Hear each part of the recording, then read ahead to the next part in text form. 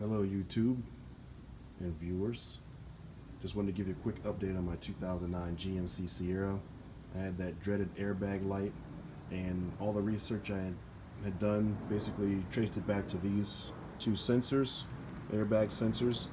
They don't look too bad, to be honest with you.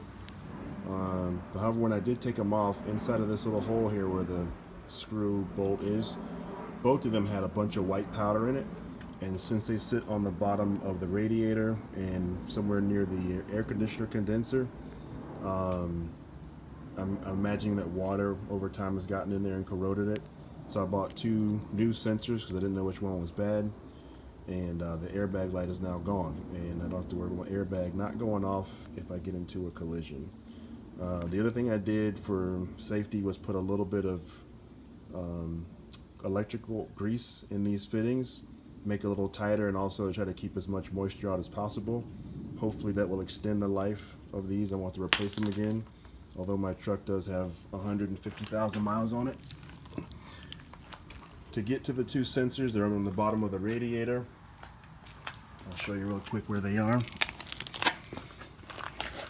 Very easy to get to. They're right up here over the splash shield. I actually took that off. One's like on this side, the passenger side, and one's on that side over there, the driver's side. One, I think 10mm bolt holds it in. You pull it out. You use your a screwdriver or your finger. You can pry off the connector and then put the new one on, and you're good to go.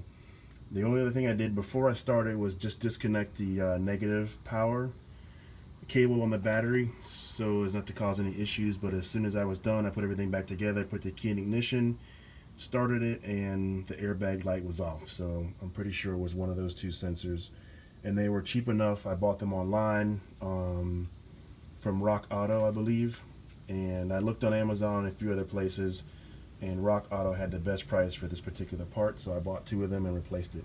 Whole job took 5 minutes, maybe 6 minutes to do, but it's super easy.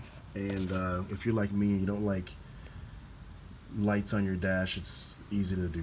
So on to the next project.